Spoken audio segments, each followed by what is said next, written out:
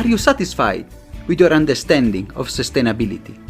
If you are not, imagine a journey together, a pluralistic one, with academia, innovators, startups, NGOs, all looking for solutions to the greatest challenge of our time. My name is Samuele Tini, and this is the Sustainability Journey. Welcome to another episode. Today we are going again around the globe. Now we are going back to the British Islands, to the UK, and discuss with a leader in the sustainability and innovation. It's a real pleasure to have here James Bidwell. James, it's a pleasure to have you here at the Sustainability Journey podcast. And I'm delighted to be on this podcast. It's really exciting, and congratulations with starting a podcast to start with, and secondly, and maybe more importantly, having one with such an important title, because the sustainability journey is the journey that we are all on and we need to be on urgently. So I'm looking forward to our conversation. Thank you, James. I'm really excited. I'm looking forward to our conversation. You are a leader in innovation, and you are also advising businesses and government alike on how to integrate sustainability and, of course, innovation in this disruptive world.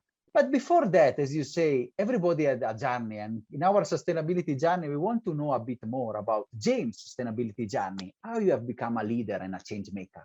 Well, that's it could be quite a long story because, I'm getting older, but essentially my story is that I started out as a young guy who wanted to go into business, and I was in advertising and marketing and is in retail and tourism, and it was a great career. I became pretty successful. I was the marketing director at Selfridges. I was the CEO of Anthropology, which is a big retail business. I was the CEO of Visit London, which is London's tourism organization. And, and all that time, I had a slight concern that, dawning on me all that time was that there was a really big problem with the planet coming. And I was, in a tourism organization encouraging people to get on planes, and a retail organization trying to get people to buy more stuff. And I became increasingly uncomfortable with that, although I was, becoming also, ironically, increasingly successful. And about 8 years ago, I decided to chuck it all in and start again, and to focus really on building businesses that were positive for the planet. And so that was reasonably, I was, almost 50 when that had as I said, a pretty long career in successful commercial businesses. But the first thing I did was I found that Springwise was for sale, and it was very unloved, although it had been founded in 2002. So had been around for a while, and it had an amazing audience across the globe. We're in 190 countries, and I managed to buy it. And I used that as a platform for the next stage in my career. And those of you who don't know what Springwise is, we are the leading global innovation intelligence platform for positive change. So what we do is we publish the latest innovations, and we give oxygen to global innovators who are creating positive change. And that means, of course, they are creating solutions to climate change, solutions to some of the societal issues that we have in the day. When I took it over, it was just about innovation, and it was more kind of Silicon Valley tech type stuff. And so I've shifted it to a much more purposeful organization. And part of that, we'll talk about it later, was becoming a B Corporation. So we're a B Corp. And so in that last 8 years, I've changed the editorial focus of Springwise and the kind of stuff we cover, and also tried to commercialize it so it can make me a living. And the most exciting time of my career, probably the most up and down, and also, the most important, because we are driving that key message across to many, many people across the globe.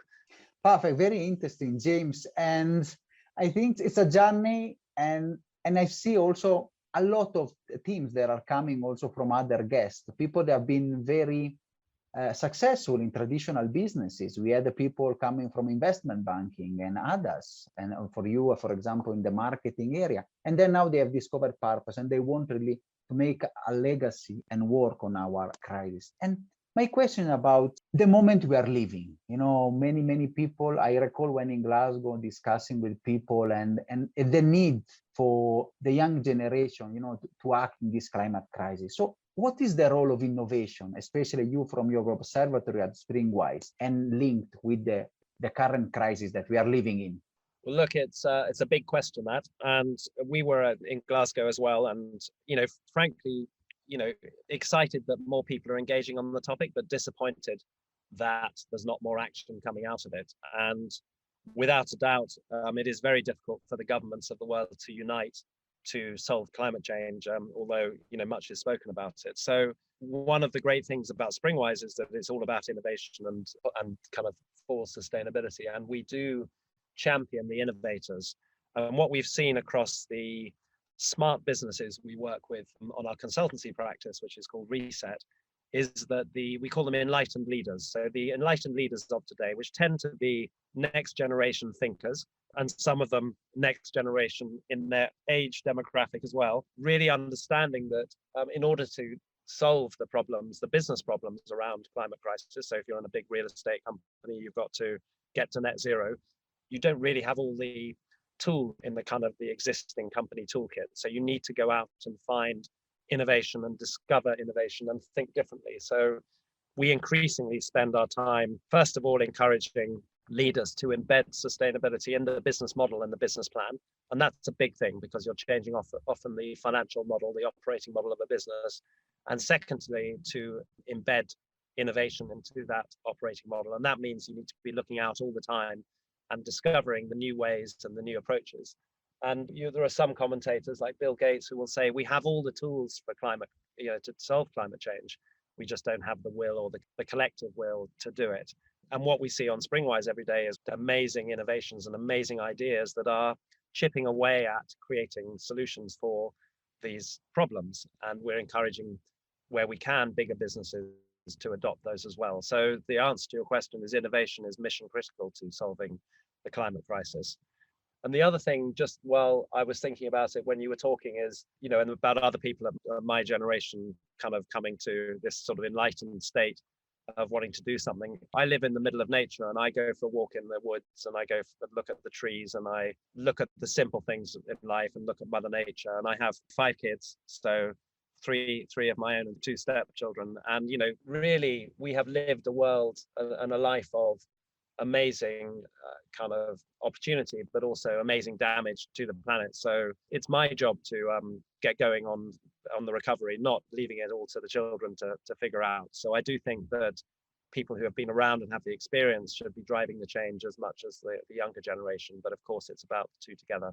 Thank you, James. I think you really touched the crucial points. On one side, the innovation is really crucial for solving the climate crisis, but also our responsibility and the share that is our time to make and to leave this planet in a proper way to the next generation. And my question is really how we can do that, and especially how we can foster innovation. You said you are working also in the consultancy area with Reset, and also you wrote a book on innovation it's called Disrupt, the 100 Lessons in Business Innovation.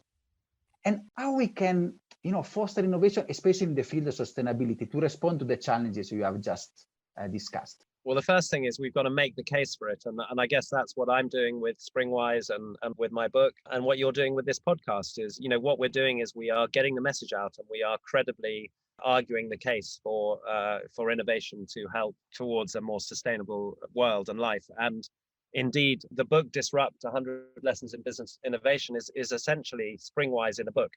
So there are 100 different articles in 10 chapters. Each of the chapters discusses a different area where I believe that we can make impact in order to we can innovate in order to make a better world. So we have everything from education to retail to travel. There's 10 chapters in all. And all of that is going towards, it was an Amazon bestseller. So I was fortunate that a few people bought it. And what we do every day is we, on Springwise, we are talking to about 70,000 people a day with our newsletter.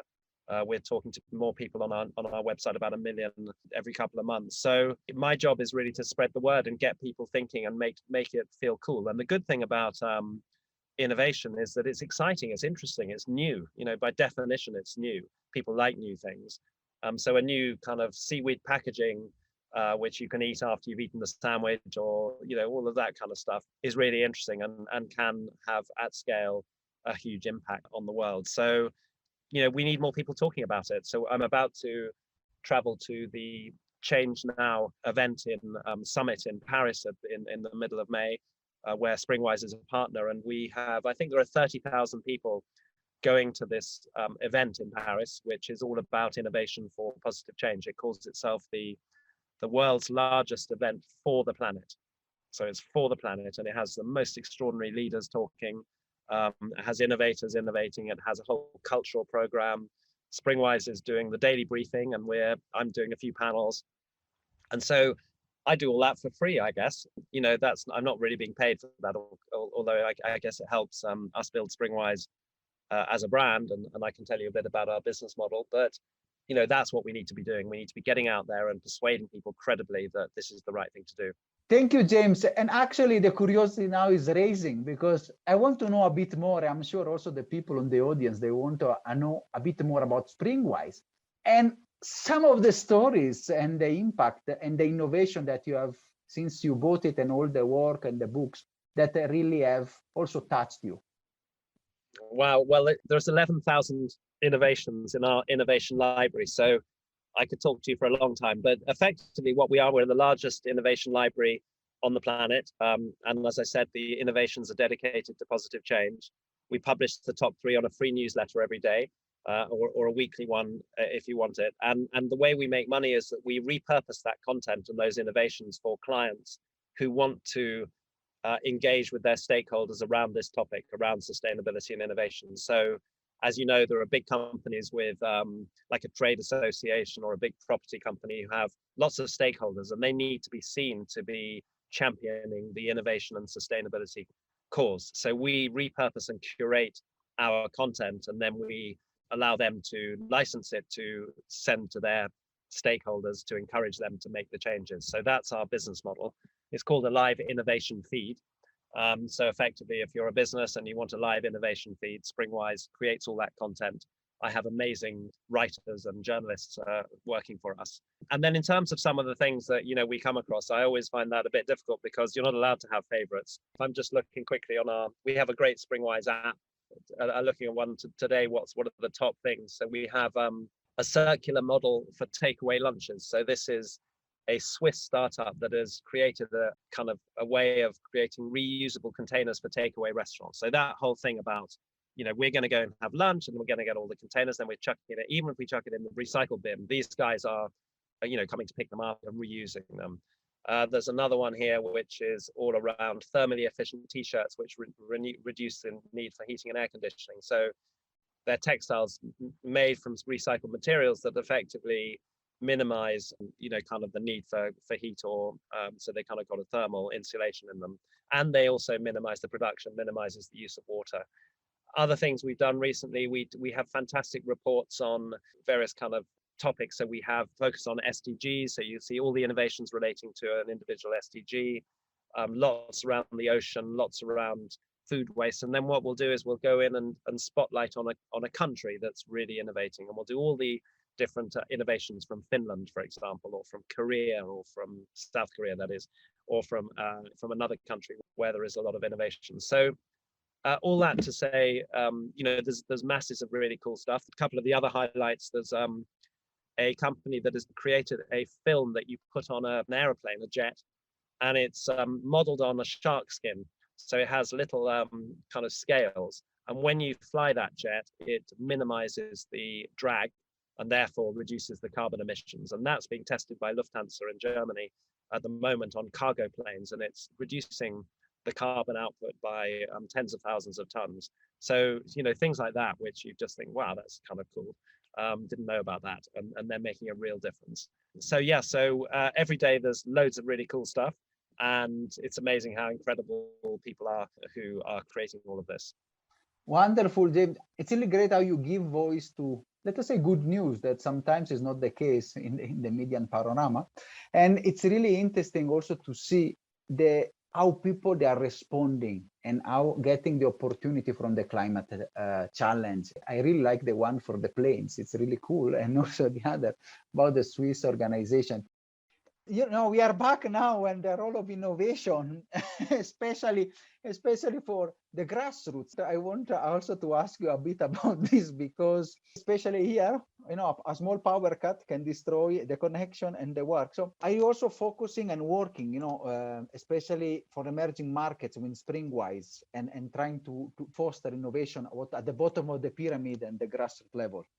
So it's a really good question. I'm glad you asked it. So Springwise is really committed to, first of all, a global coverage of innovation, but also, and maybe more importantly, to covering emerging innovation in places where there isn't the access to funds and technology and all of those things. So give you an example, a wonderful innovation was in South Africa, actually, and it was some ladies who created backpacks out of plastic bags that they'd collected in the streets.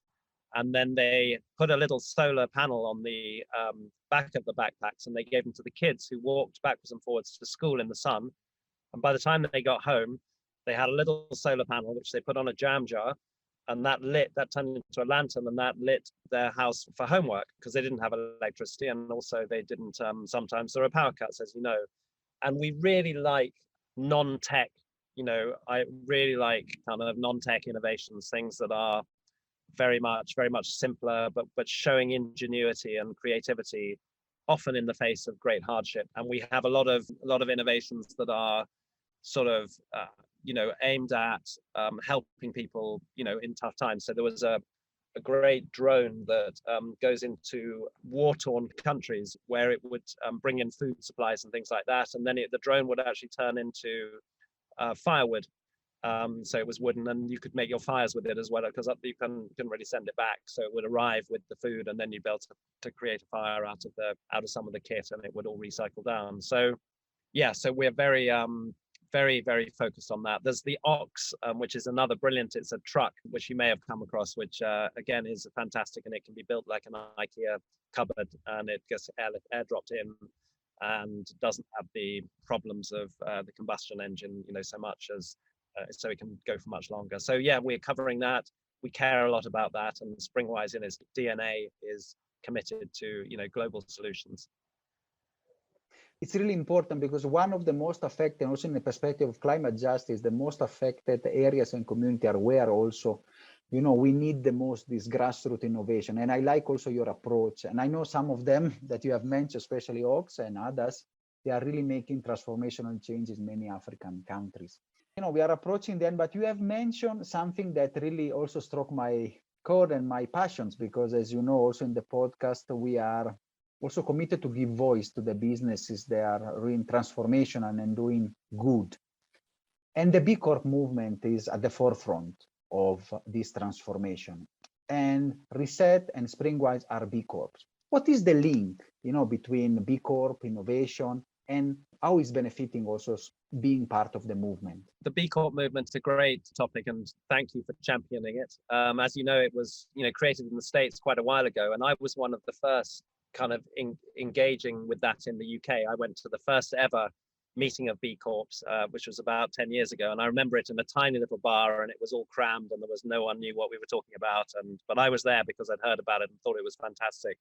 And fast forward, and now we have, as you say, Springwise is a B Corp, Reset is a B Corp, our strategy consultancy. And what it really does is it forces us and allows us to operate our business in a different way. So we're family owned. So Sophie, my wife, and I own our businesses. So that's already good, because you can have a much longer term view. Of course, we care about profit, and business needs to be profitable, because without profit, you can't carry on doing the great work. But the way we can also think about it is how we look after our various stakeholders, from our team and our employees to society more broadly, and also, of course, the environment. So we discuss all of those issues at the board, and that is a filter for us. So we will, when we're making big decisions, we'll consider all of those stakeholders.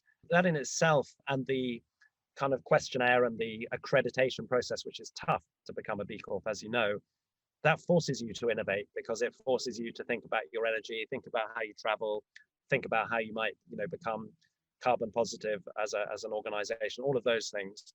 The other big area where we have played is, and we're a member of 1% for the Planet. So we give 1% of our sales to environmental causes via the 1% for the Planet organization, which was co-founded by Yvonne Chouinard of Patagonia fame. And they're, of course, a B Corp as well. But what the 1% for the Planet allows us to do is to it connects us with organizations that are making positive change directly on the climate. So examples of that is we have a partnership with the Rewilding Britain, so we're supporting the rewilding kind of efforts of them, and we'll support from a financial point of view as well as from a kind of an intellectual point of view. We've worked with the Wild Trout Trust in order to create habitat for wild trout in the Britain's rivers, which are sadly very polluted, many of them. And the idea is if you have a river where a trout will live happily and spawn, then you have it's less polluted. So we think about how to create those kind of habitats. And that also engages us with Mother Nature in a way that is very direct and we like a lot. Very interesting. I really like, also your passion, your engagement. That shows also, as you said, the toughness of the impact assessment is also a tool for innovation, how to think. And it's also coming in my research and the work. Many of the organizations are telling we are using it as a strategic tool to innovate and work. James, I think now you have elicited a lot of curiosity, I think, from our audience. I know people after the episode will jump also on Springwise and try to see some of these wonderful and others innovation you have mentioned to us, and they are really transforming lives. I want to ask you, as a final message that you want to leave to our audience, to the people that are listening to us all over the planet. The number one message is don't delay, do something now. I always think that there's something we can all do today to change and to kind of move in the right direction. And then secondly, of course, please do sign up to the Springwise newsletters. They're free. They're at www.springwise.com. We also have them, we put them out on Twitter and Instagram and LinkedIn. And being part of our community, you're part of a global community that is driving positive change through innovation. So if you're interested in that, it's a fantastic community to be part of. And it's amazing that you doing this brilliant podcast and spreading the word. So really appreciate that. I think you're with me, and we're taking action. We're doing this. We're dedicating our lives or part of our lives to doing this. And that's the right thing to be doing. Thank you so much, James. And thank you for these kind words that are really encouraging. Also, the work we are doing here from this tiny spot on the African continent, try to spread the voice, as you said, and work. And I'm very glad to have people and sustainability leader like you to be here and share their view and their stories and their experiences. Thank you so much, James, for being here and discussing with us. It's my great pleasure, and thank you so much. And to all your audience, have a great day or evening wherever you are in the world, and keep positive and keep innovating. Are you satisfied after this wonderful episode? Let's continue together our sustainability journey.